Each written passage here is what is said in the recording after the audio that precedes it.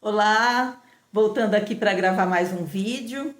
Eu quero dizer para vocês que eu abri aqui para falar de um outro assunto que eu até li, me preparei um pouquinho, porém eu tive uma intuição aqui para gravar uma outra coisa. E aí eu espero que, assim como me mandaram gravar isso, me ajudem, né, na fala aqui. Eu pretendia sim falar sobre o Evangelho segundo o Espiritismo, mas a partir de janeiro, começar o ano, começar um assunto novo. Porém, eu preciso começar agora. E eu vou falar assim, eu não vou falar do propósito do Evangelho segundo o Espiritismo, que é como se fosse uma Bíblia. Se analisarmos assim a Bíblia e o Evangelho segundo o Espiritismo, é a mesma coisa, né? E fala de Deus, fala das pessoas que trabalharam aqui. E no capítulo 1 fala sobre Moisés e sobre Jesus. Bom, acho que é isso, mas depois eu confirmo, depois eu corrijo se tiver alguma coisa, porque foi de imediato aqui, né? E qual a diferença de Moisés com Jesus? Moisés era uma pessoa muito evoluída, né? Ele veio destinado a fazer uma mudança radical na nossa vida. Na nossa vida aqui na Terra. Eu falo na nossa porque talvez estivéssemos lá também naquela época, né? Porque nós viemos aqui muitas e muitas vezes. Só que Moisés, ele era de uma outra época e ele tinha que conduzir pessoas muito duras, pessoas que nem acreditavam assim tanto em Deus, só acreditava num Deus que atendesse, um Deus servil, que fizesse tudo o que eles queriam. E aí Moisés tinha que ser mais drástico. Então, é por isso que fala olho por olho, dente por dente, né, tal, aquelas coisas lá.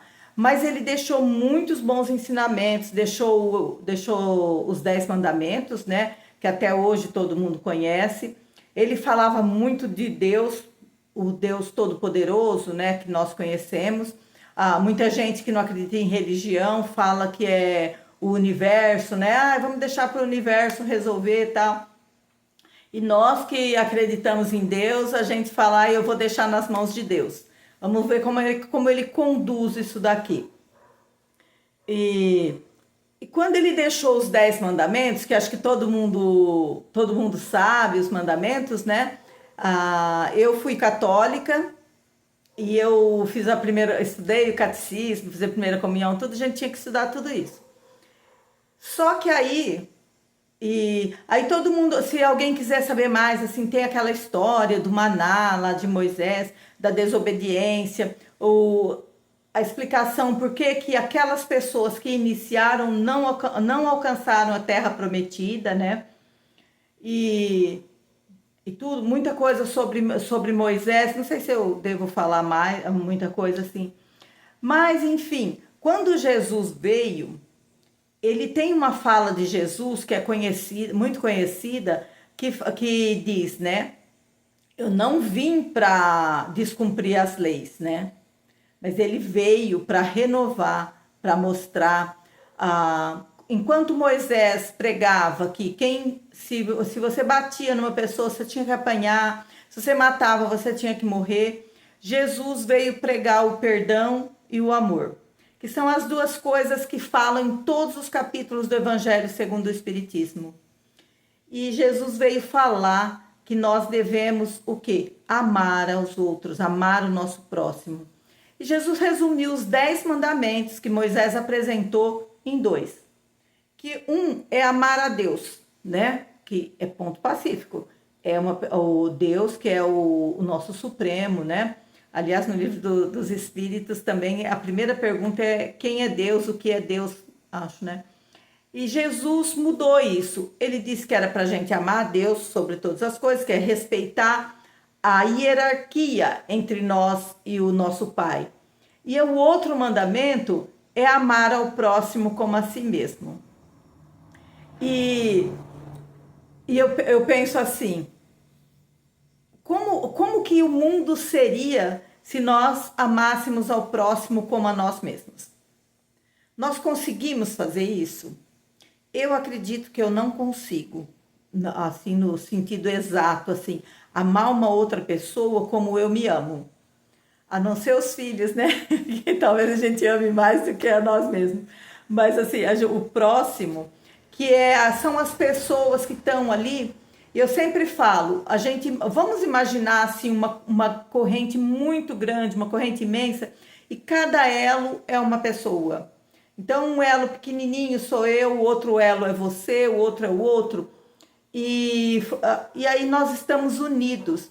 E se eu conseguir amar as pessoas, os elos que estão pelo menos mais próximos de mim, já imaginaram como seria o mundo se todo mundo fizesse isso? Se todo mundo pensasse, eu vou fazer pro meu próximo somente o que eu gostaria que fizessem para mim. Vou tratar o meu próximo somente como eu gostaria de ser tratado. Como seria o nosso mundo? Como seria a nossa vida? E eu vou deixar essa pergunta e esse exercício. Cada vez que alguém vier precisando da gente, a gente vai pensar: o que eu gostaria que fizesse para mim se eu estivesse no lugar dele?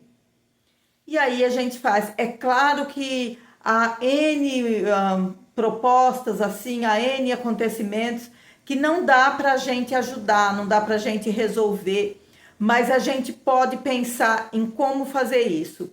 E assim, eu faço um exercício, nem sempre eu posso ajudar o próximo, tá? Às vezes, e eu ajudo só por intuição também. Quando o meu mentor diz ajuda, eu ajudo. Se ele fica calado ou se fala que não é para ajudar aquela pessoa, então eu não ajudo. Por quê? Porque muitas vezes ajudar o outro com dinheiro, com qualquer coisa que seja, nós estamos prejudicando o outro. E esse prejuízo, essa pessoa vai levar para uma próxima encarnação. Ela vai trazer isso daí e vai dificultar. Muitas vezes, quando a gente nega uma ajuda para uma pessoa, claro que a gente tem que saber o momento de fazer e o momento de não fazer. Às vezes, quando nós negamos, nós fazemos aquela pessoa crescer. E esse é o nosso objetivo. Fazer com que o outro se valorize. Fazer com que o outro saiba que ele pode conquistar as coisas por ele mesmo e não depender dos outros. Então eu vou deixar essa mensagem, hoje é dia 1º de dezembro, né? Já vou deixar essa mensagem para que todos nós possamos entender que nem sempre estender a mão para o outro é ajudar. Mas muitas vezes nós precisamos fazer isso. Gente, um abraço. Eu espero que... Provavelmente eu não estou seguindo o capítulo 1 exatamente, mas é isso que eu tinha para dizer para vocês. Um abraço a todos.